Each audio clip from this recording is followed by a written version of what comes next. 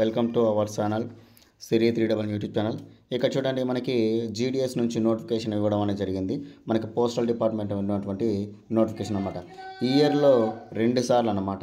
ఒకటి జనవరి షెడ్యూల్, రెండవది July schedule. రెండు ప్రకారం మనకి షెడ్యూల్ ప్రకారం మనకు నోటిఫికేషన్ ఇవ్వడం అనేది జరుగుతుంది. ఇది సెంట్రల్ గవర్నమెంట్ సంబంధించినటువంటి notification, postal department. Okay, notification యొక్క వివరాలు చూసుకున్నట్లయితే గ్రామీణ డాక్ సేవకు సంబంధించినటువంటి ఎంగేజ్మెంట్ షెడ్యూల్ 1 జనవరి 2025 ఫస్ట్ షెడ్యూల్ అనమాట. ఇక్కడ చూసుకున్నట్లయితే బీపీఎం మరియు ఏబీపీఎం సంబంధించినటువంటి 2 రకాలైనటువంటి పోస్టులకు ఇక్కడ నోటిఫికేషన్లో ఇవ్వడం అనేది జరిగింది. ఇక్కడ registration online applications, edit correction window ఒకసారి మనం క్లియర్గా అనేది ఒకసారి చూద్దాం. షెడ్యూల్ ప్రకారం registration online application forms start అయ్యే ప్రాసెస్ చూసుకున్నట్లయితే 10/2/2025 నుంచి 3/3/2025 వరకు మనకి ఉండడం అనేది జరిగింది.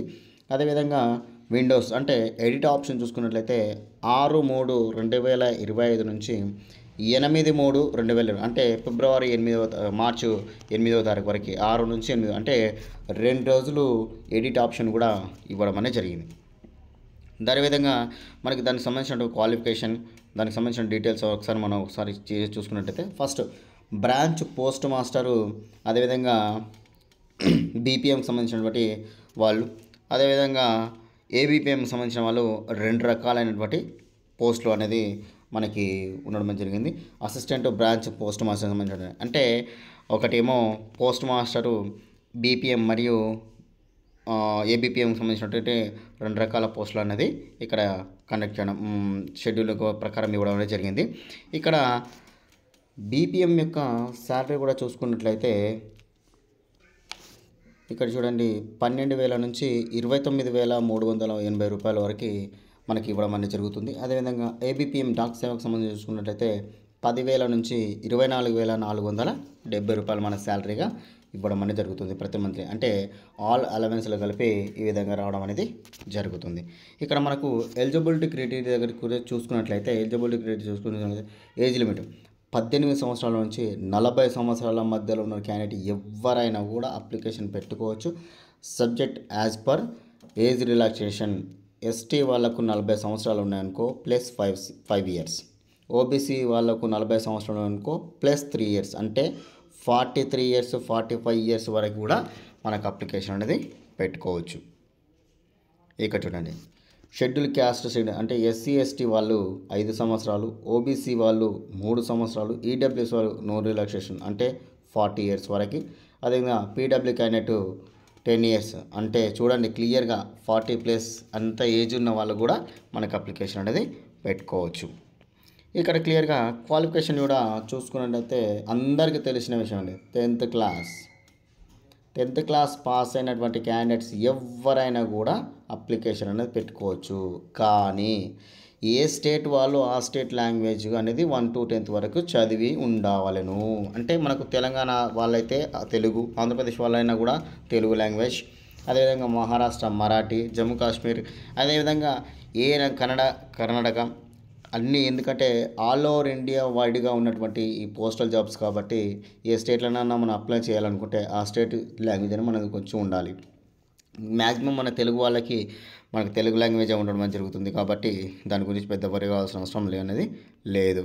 ఇక్కడ అదర్ క్వాలిఫికేషన్ మనం చూసుకున్నట్లయితే computer knowledge of computer cycling, అదేవిధంగా జస్ట్ తెలిసి ఉంటే సరిపోతుందని కూడా మెన్షన్ చేశారు, కానీ క్లియర్గా అనేది అవసరం లేదు.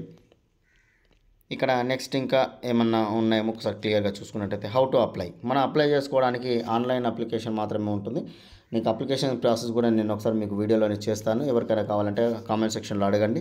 నోటిఫికేషన్ కూడా కామెంట్ సెక్షన్లో నేను డిస్క్రిప్షన్లో లింక్ ఇస్తాను. అక్కడ నుంచి మీరు డౌన్లోడ్ చేసుకొని క్లియర్గా అనేది మీరు చూసుకోవచ్చు. సెలక్షన్ ప్రాసెస్ కూడా మనకి క్లియర్గా ఇక్కడ ఇవ్వడం అనేది జరిగింది. 9.5 ఇక్కడ చూడండి, మల్టిప్లికేషన్ ఫ్యాక్టర్ క్లియర్గా 9.5 వరకు కూడా, అంటే 10/10 నుంచి 9.5 వరకు కూడా వచ్చేటువంటి అవకాశం అనేది ఉంటుంది. అయితే ఇది క్యాల్కులేషన్ ప్రకారం తీసుకుంటే ఆ క్యాల్కులేషన్ కూడా మీకు తర్వాత అనేది చూపిస్తాను. కరోనా సెక్షన్లో ఉన్నటువంటి పాస్ అయిన క్యాండిడేట్ ఎవరైనా కూడా 10/10 ఉన్నారు కాబట్టి వాళ్ళు మ్యాక్సిమం ఇప్పటికీ 2 షెడ్యూళ్ళ ప్రకారం వాళ్ళు వెళ్ళిపోయారు. ఇక మిగిలింది మనమే మాత్రమే కాబట్టి ఖచ్చితంగా అనేది అప్లికేషన్ పెట్టుకోవడానికి మర్చిపోకండి.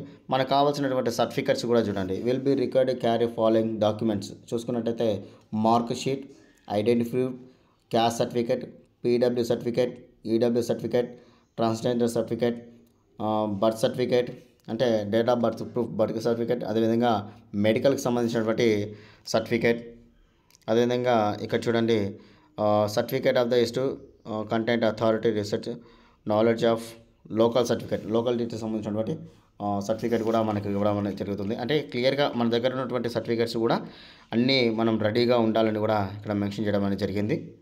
ఎందుకంటే ఎగ్జామినేషన్ ఉండదు కాబట్టి డైరెక్ట్ సెలక్షన్ ఉంటుంది కాబట్టి అందరూ అనేది ఖచ్చితంగా ముందే సిద్ధమై ఉండాలి అనేది నేను చెప్తున్నటువంటి విషయం.